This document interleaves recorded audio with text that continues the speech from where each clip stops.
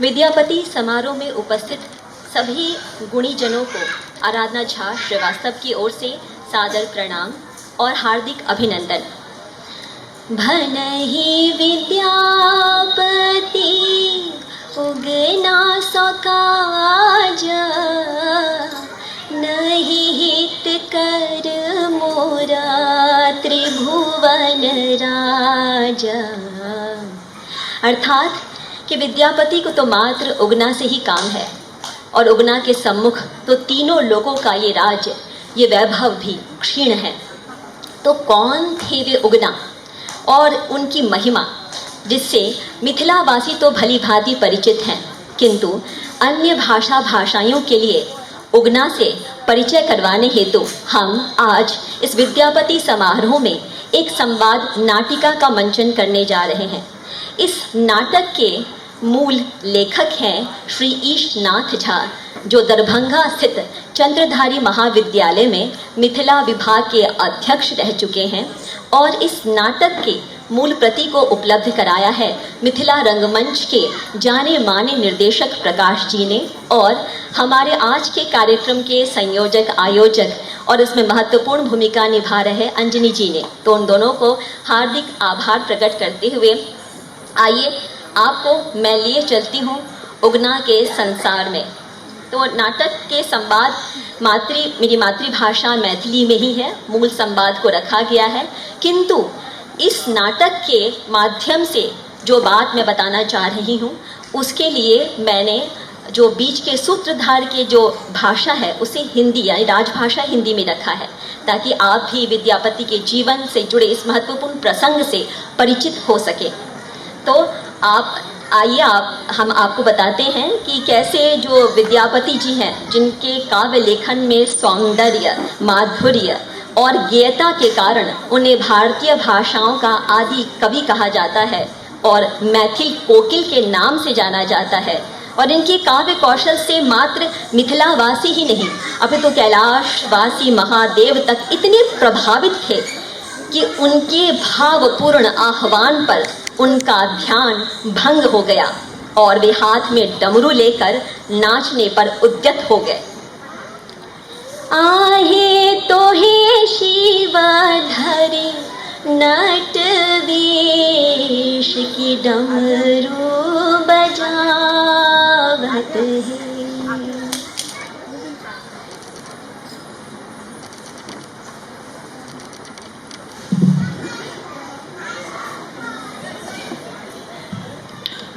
आजु नाथ एक वरत महासुख लागत है।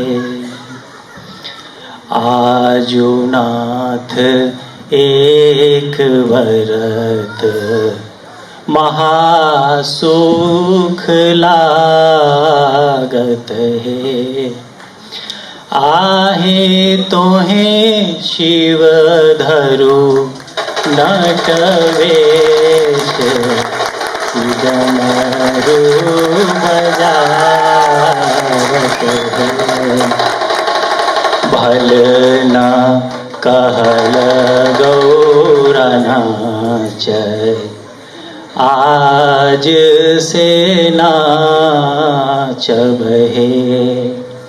आहे सदा सोच मोहे होयत, कौन विधि बाँचब हे। जे जे सोच मोही होयत, कतेक समुझायब हे। आहे तोहे प्रभु जगतक नाथ, कौन सोच लागय हे।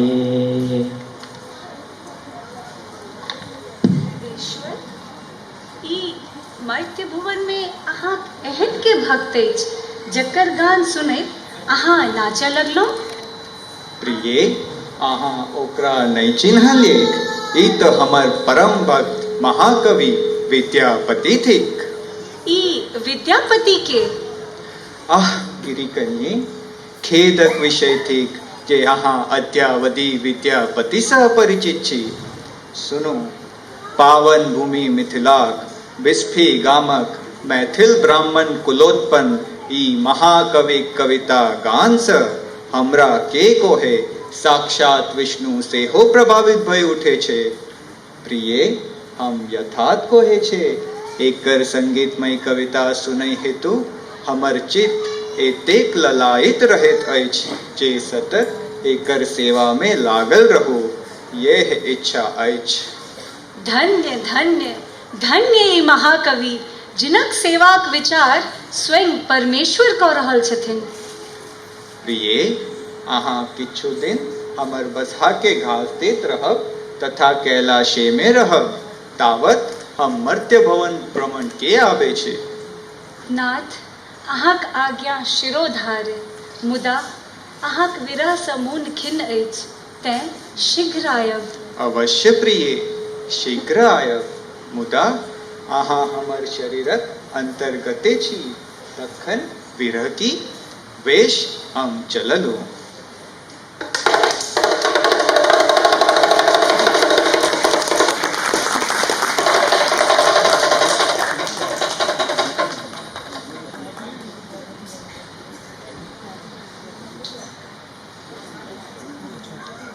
कवि और कविता की ऐसी दिव्य महिमा कि स्वयं देवाधिदेव महादेव अपने भक्त हृदय कविवर विद्यापति के सानिध्य को प्राप्त करने की इच्छा से मर्त्य भुवन अर्थात पृथ्वी पर पधारने हेतु उद्यत हो गए।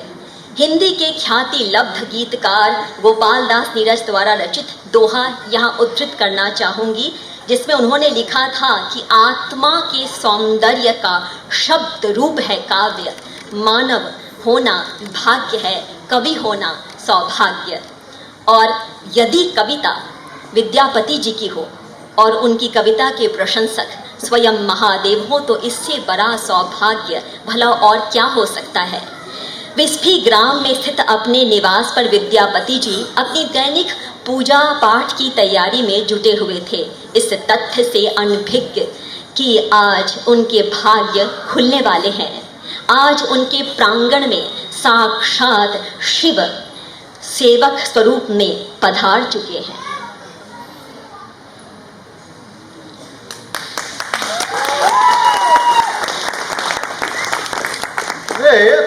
तो के ठीक है, हम एक भिखारी को तीनों लोक भीख मांगे का पेट भरत छी। कौन जाइत थी को? जाइत पाइत कोनो नहीं, मुदा आइन धैर चलैत अछि। पंडित लोकनि कहैत छथि कैवर्त, आ लोक सब कहैत छथि क्योट। अरे नाम की थी को? अच्छा करा जे पुराइत छैक। हाँ, तखन केओ उगना कहैत अछि, तख केओ कहैत अछि उदना। कतऽ रहै छै? सब ठाम, आ कतहु नहीं। कखनो पहाड़ पर रहे, कखनो वन में। बेस, पपो में छो कि अक्सरे छै? हमरा न बाप न माय न पितामह न पितामही। आ स्त्री? आंगनबाड़ी तो अछि, मुदा बाप घर बैसल खाइत अछि। तो तूहो किया ने ओते रहै छै?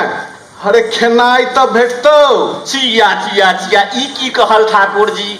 वह बुझू त घर जमा बन अपन नाक कटाए। बेस, तो की चाहे छै? सेवा करब हाँक रात दिन, राखी दास बनाए। पेट भरै एतबे अछि खगता, बिनती देल सुनाय। बेस, तो तू एते रह, आ हमर बरदक चरवाही कऽ दे। बेस, जेहने काज हमरा चाही तेहने भेटल यौ ठाकुर जी।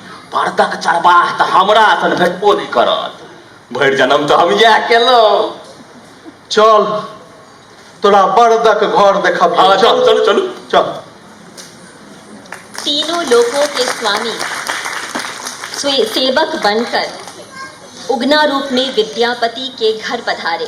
धन्य महाकवि और धन्य धन्य औढ़र ढरदानी आशुतोष महादेव, जो पल में प्रसन्न होकर अपने औदात्त भाव से दोनों हाथों से भरकर अपने भक्तों पर आशीष लुटाते हैं।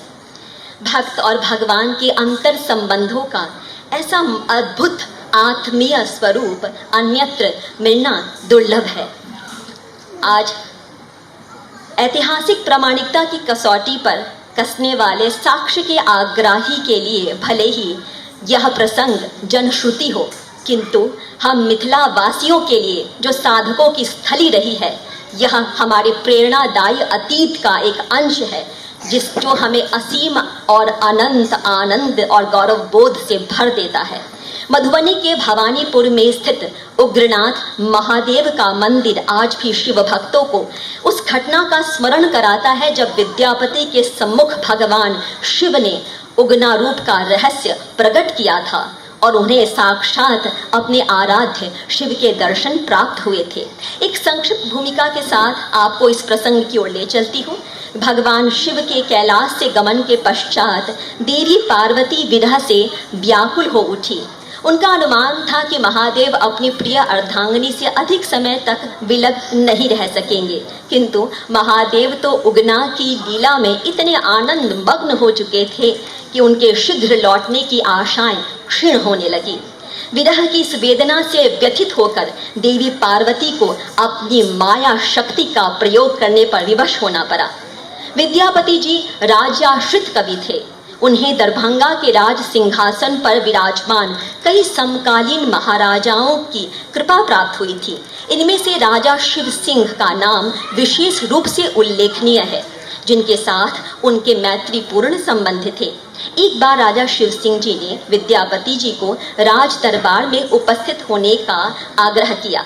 विद्यापति जी उगना के साथ रजवाड़े की ओर चल दिए। मार्ग में एक जगह रुककर जब वे विश्राम कर रहे थे, तभी देवी पार्वती के आदेश पर पिपासा अर्थात प्यास की तीव्र इच्छा ने विद्यापति के शरीर में प्रवेश किया। उगना महादेव के इस भेद को माँ गौरी अपने नेत्रों के सम्मुख प्रकट होते देखना चाहती थी। इसीलिए इस घटना की साक्षी बनने के लिए विद्यापति जी और उगना जी के नेत्रों उनकी दृष्टि से दूर वे एक कोने में खड़ी होकर इस घटना की साक्षी बन रही थी।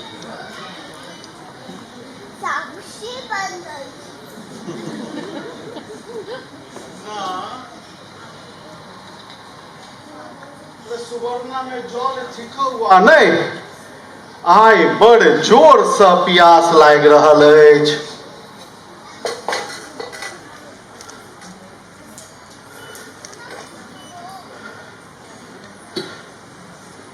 यौ ठाकुर जी, सुवर्णा में तो एको ठोप पानि नहीं अछि। उगना, एहन प्यास हमरा जीवन में कहियो नहीं लागल छल। कतौ सँ जलक उपाय कर, नहीं तो आइ प्राण नहीं बाँचत। एकठाम पानि कतऽ सँ आनब? न पोखरि, न इनार, न धार। थोड़े दूर चलू, आबू पानि आनि पिया देब। उगना, आब प्राण बचबाक कोनो आशा नहीं। प्यासे जी सुखायल जाइत अछि आ प्राण बहराइत अछि। कतौ सँ पानि आनि पिया, नहीं तो आइ हम मुलियौ। आब की करब? उपाय तो हमरा बहुत अछि, मुदा भेद खोजि जायत तकर आशंका अछि। एम्हर ई मूर्छित भेल जाइत छथि, हिनक प्राण बचेनाइ सेहो आवश्यक अछि। अस्तु, भेद खोजि जायत तऽ खोजि जायत, हिनक प्राण तो बाँची जतन। कनिक काल धीरज धरू ठाकुर जी, हम पानि ताकि आनैत छी।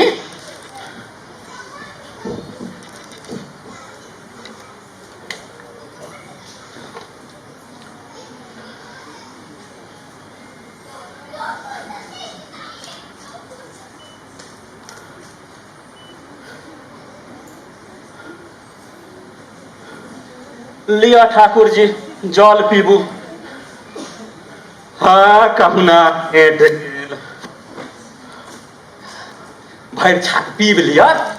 एहन नहीं हो जे बेर बेर आने कह।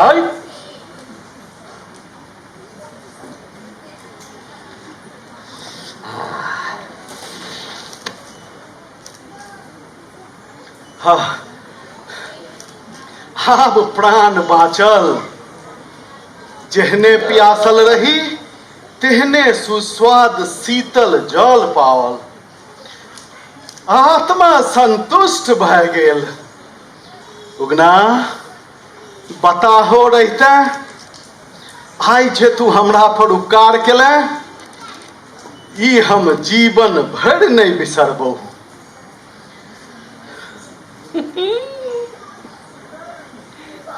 एने उगना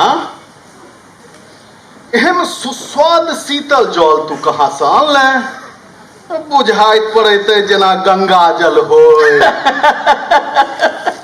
गंगा जल एते कतऽ से आयत ठाकुर जी?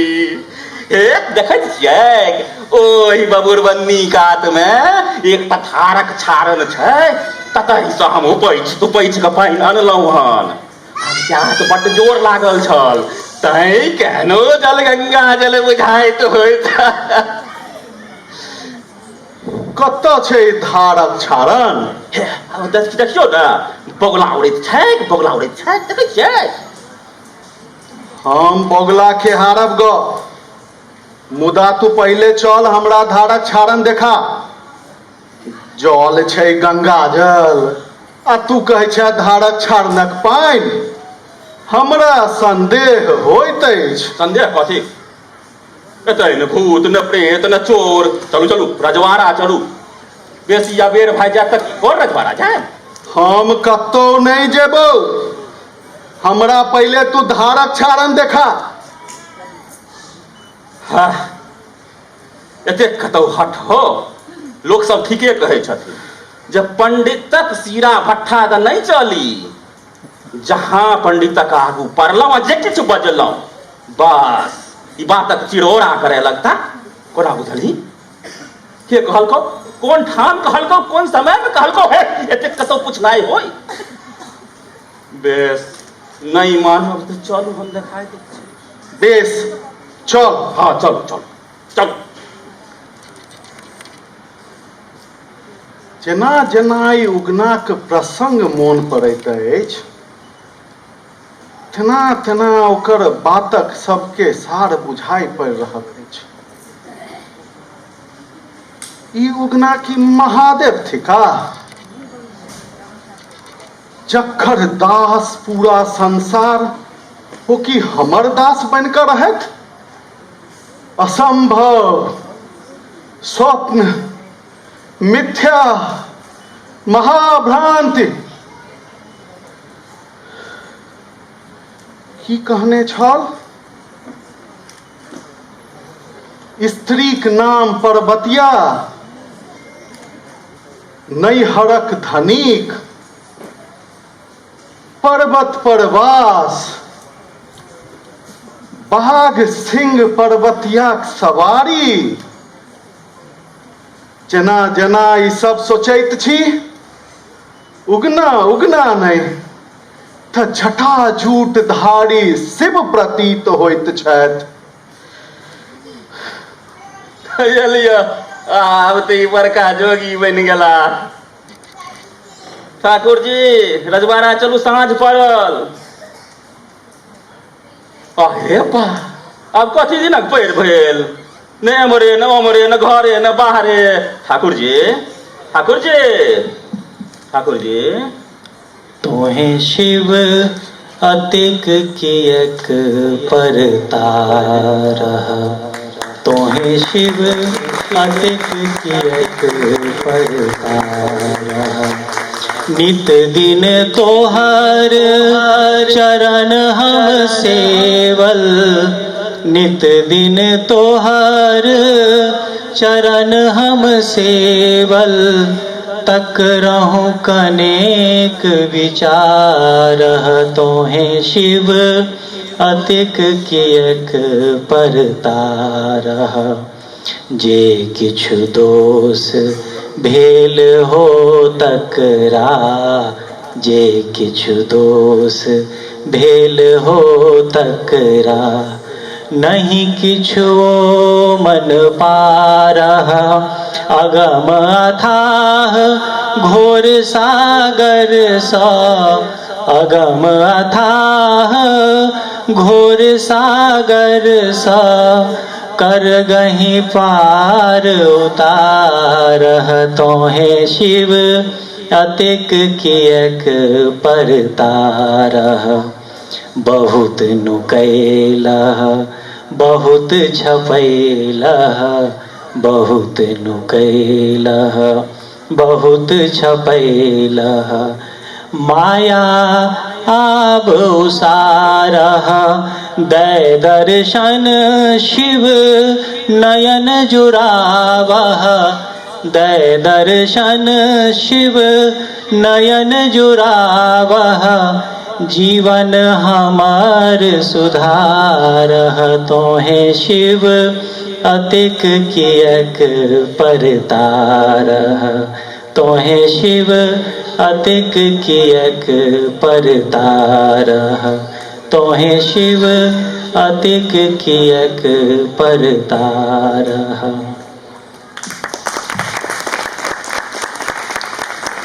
प्रेमक बान ककरा नहीं बांधि लैत छैक। इच्छा छल जे अपना के एहि रूप में राखि हिनक सेवा करैत रह, मुदा आब कोनो उपाय नहीं रहल।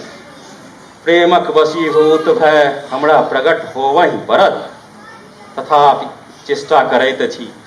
छिया छिया ठाकुर जी, ई की करैत छी? एकर नामे के शूद्र, हाँ तो साक्षात शिव थिकौं, तहन एहन वंचना किएक? आब तै नीक जकाँ बुझि गेल, अपना के गुप्त राखब कठिन अछि। बेस तऽ यह सही। हट छोड़ू ठाकुर जी, हम वह उगना छी। के उगना? यौ बरदक चरवाह उगना, भांग धथूर खेनिहार उगना, भिखारी उगना, अहाँके टहलुक उगना। नहीं, खरना निधान उगना। तऽ की तखन नहीं मानब? नहीं, कथमपि नहीं। बेस तऽ जेहने धारणा तेहने फल। ओहि बबुरबन्नी दिस तकियौक तऽ।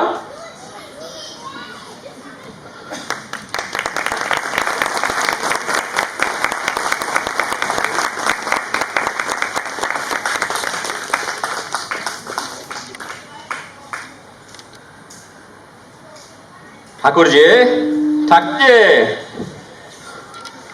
हाँ करुणा में। बेस, जे बजलहुँ से बजलहुँ, मुदा आप फेर जे कहियो हमरा संगे महादेव वाला व्यवहार करब आ हमर ई रहस्य कथा धोखों कतहु व्यक्त करब तऽ हम तखनहि लुप्त भए जायब और फेर कहियो अहाँ हमरा एहि रूप में नहीं देखब। हाँ, माटी पाथर भय अहाँके संग पुरैत रहब। बेस जे कही। बेस जे कही नहीं, बेस जे कह बाजू। जहिना पहिलुक उगनाक संग व्यवहार करैत रहौं, तहिना करैत रहू। देखू, अहाँके गुण एवं भक्ति सँ मुग्ध भय हम अहाँके यह वरदान दैत छी जे अहाँके कविता मिथिलाही में नहीं, समस्त संसार में यश पाओ और अमर रहत। अहाँ भारतीय भाषाक आदि कवि कहायब। संगहि महाराज शिव सिंहक हाथ सा समस्त बिस्फी ग्रामक दान पत्र पायब और सुखमय जीवन व्यतीत करैत अंत में हमरहि में लीन भय जायब। एकर अतिरिक्त एहि ठाम जतय अहाँक आग्रह पर प्रकट भय हमरा उग्रता दिखाबय पड़ल, ततय हम उग्रनाथ कहाय पाथर रूप में अंकुरित होयब और जे हमर सेवा करत ओ शीघ्र फल पाओ। आइ हम सनात भेलहुँ, चलू चलू रजवाड़ा चलू, आबो रजवाड़ा चलू। हाँ चल चल, बेस बेर भेलै।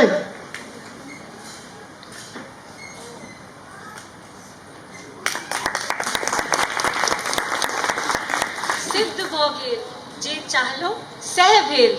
जे ई गाम हमर कारक साधक भेल ते ई आय से भवानीपुर कहलायत और एक विशाल गांव में परिणत भ जायत। आब चौली और प्रबंध में लागी जे ई विद्यापति ए रहस्य के गुप्त नहीं रख सकथिन।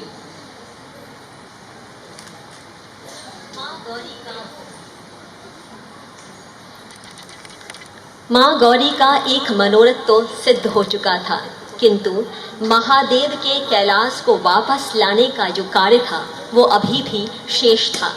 इसीलिए वे प्रबंधन में जुट गई ताकि ऐसी परिस्थितियां बनाई जा सके जिनसे विवश होकर विद्यापति के मुख से इस प्रसंग का उल्लेख हो जाए।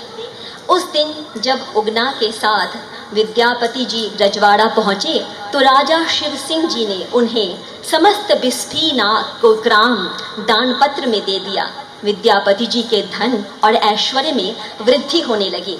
उनकी धर्म पत्नी सुधीरा, जो एक अत्यंत सरल हृदया महिला थी, उन्हें देवी पार्वती के आदेश पर अभिमान और अहंकार और क्रोध ने अपने वश में कर लिया और इसी प्रमाद के कारण उनसे एक ऐसा अनर्थ हो गया जिसके फलस्वरूप वे लंबे समय तक पश्चाताप की अग्नि में जलती रही। चलिए आपको लिए चलती हूँ विद्यापति जी के निवास स्थान पर, जहाँ उनकी धर्मपत्नी सुधीरा जी सांध्यकालीन शिव आराधना की तैयारियों में जुटी हुई है और पार्थिव लिंग बना रही हैं। आज नरक निवारण चतुर्दशी का दिन है। आज सभी उपवास में हैं। विद्यापति जी, उनकी धर्मपत्नी सुधीरा जी, उनके पुत्र हरिपति और उनकी बेटी दुल्लही सभी उपवास में हैं।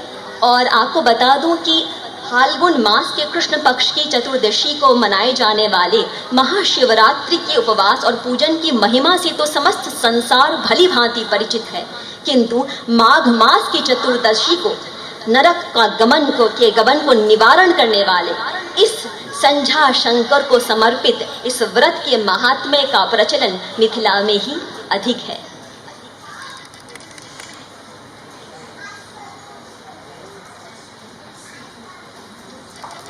महादेव बनल हौ, आब तो अरुणो अस्त भेला।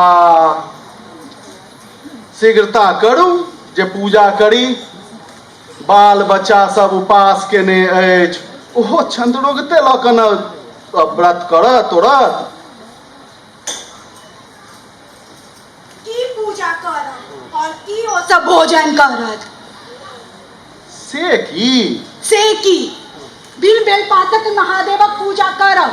एक दोपहरिया उगना के कहलिए से त नंगे गेल, भांग खाए औरत घर में बैसल छ। अखन हरिपति कहलकै त कहलकै जाओ बेरी पर लेने है। बेर भेलै, आब आबिते है तो एहन बता के रखने की फल जे अपने मोने काज करत हमर साथ नहीं होइए जो कर पूजा करैत रहबै। देखू त अब तारे गहनो उगि गेल, कखन बेलपात आयत, कखन कोटल जायत और कखन अहाँ पूजा करब। जकरे पूजा करब सैह तो ठीक। अच्छा धैर्य रखू, आबिते है तब। देखू ने मनुहारी साँझ पड़ गेल, दिया पुता भूखले प्यासले चटपटा रहल अछि और ई चटल बात कतौ पता नहीं। आब त दियौ तखन हुनक दशा करब। अरे अते क्यों क्रोध करे। खबराइन हैया हल्लिया बेलपात अकच्छ के छोड़े लो। आब दियो न महादेव के चारा घास। अरे ओ चंडलवा, तोरा लेके महादेव हाथी घोड़ा। हाँ अन्याय कैल, महादेव पर प्रहार, अन्याय कैल।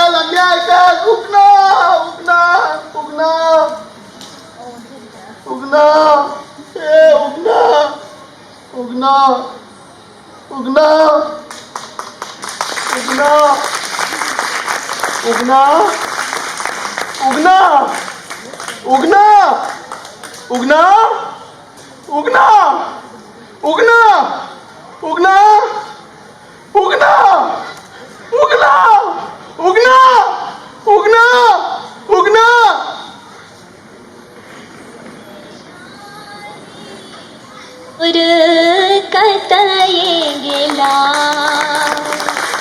कतये गेला शिवा किता हो भेला।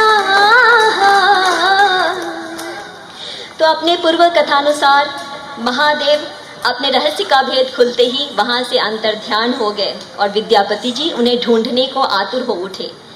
उन्होंने उस दिन विद्यापति जी ने नरक निवारण चतुर्दशी का व्रत रखा हुआ था, किंतु ना तो उनकी पूजा संपन्न हो सकी और ना ही उन्होंने अन्न जल ही ग्रहण किया। यही स्थिति उनकी धर्म पत्नी सुधीरा जी की भी थी, जो ग्लानि के भार से व्यथित हो रही थी। अपने आराध्य शिव के प्रति अपने अपमानजनक व्यवहार और अपने पति विद्यापति जी के इस दशा के लिए वो स्वयं को उत्तरदायी मानते हुए उन्होंने भी अन्न जल ग्रहण करना बंद कर दिया।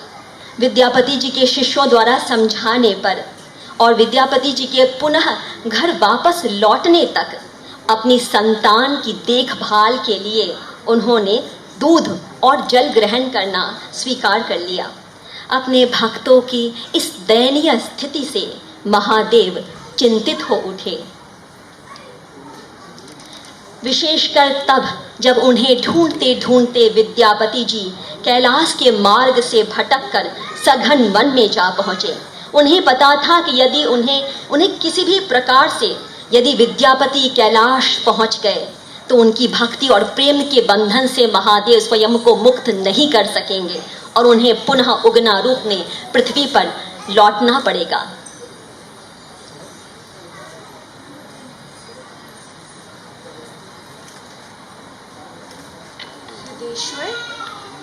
एखन कैलाश छोड़ ई दुर्गम वन में भ्रमण करवाक रहस्य की?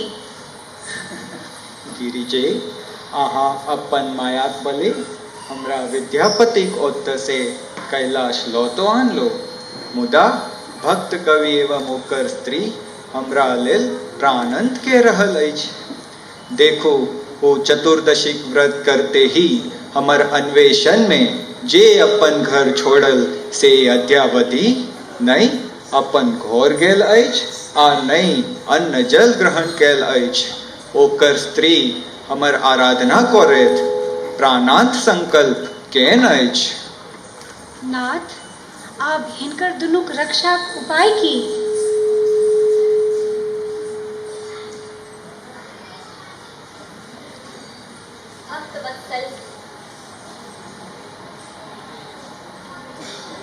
भक्तवत्सल महादेव पार्वती जी को अपनी योजना से परिचित कराने लगे। उन्होंने बताया कि वे विद्यापति के सम्मुख साधु रूप में प्रकट होके उन्हें अपनी कुटिया में ले जाएंगे। विद्यापति जी ने उन साधु का आग्रह स्वीकार करके कुटिया में जाना स्वीकार तो किया, किंतु यह शर्त रखती कि वे भोजन ग्रहण नहीं करेंगे।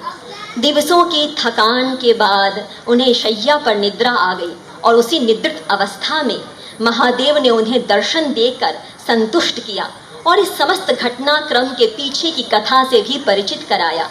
उन्होंने महामाया माँ गौरी की लीलावश सुधीरा जी द्वारा किए गए उस व्यवहार का कारण भी बताया, जिसे जानकर विद्यापति जी के व्यथित मन को संबल प्राप्त हुआ। स्वप्न में दर्शन देकर भगवान शिव ने अपने गणों के द्वारा विद्यापति जी को बिस्फी ग्राम पहुंचा दिया। वहां पहुंचकर उनकी निद्रा भंग हुई और उन्हें शिवलिंग रूप में अंकुरित हुए बाण महादेव के दर्शन हुए। महादेव ने सुधीरा जी को भी स्वप्न में साधु रूप में दर्शन देकर आत्मग्लानि के भार से मुक्त किया एवं विद्यापति जी के आगमन का शुभ समाचार भी दिया।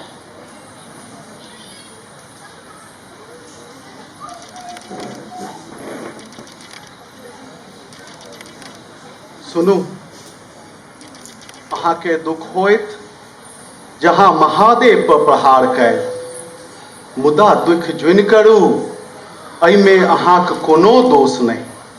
ई तऽ जगन्माता गौरीक माया छल। हुनकर पठाओल पिपासा रजवाड़ा जाइत काल हमरा प्रभावित कै मूर्छित कै देलक। उगना रूपी महादेव जलक अभाव देख अपना जटासँ गंगा जल छुआए हमर प्राण तऽ बचा लेलथि, मुदा हम हुनका चीन गेलियनि आ हुनका विवश भय व्यक्त होबय पड़लनि।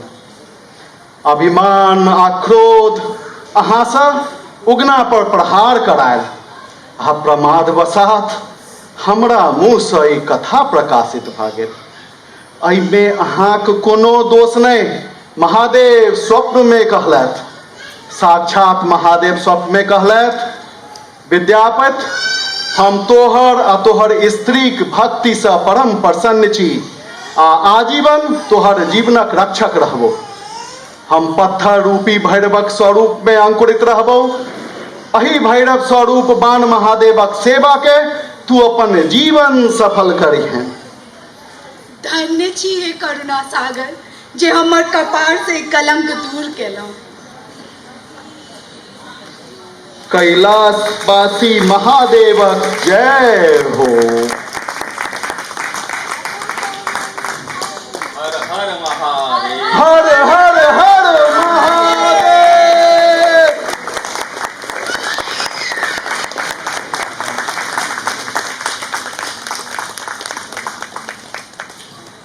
तो आइए अब आपका परिचय इस नाटक के पात्रों से करवाऊं।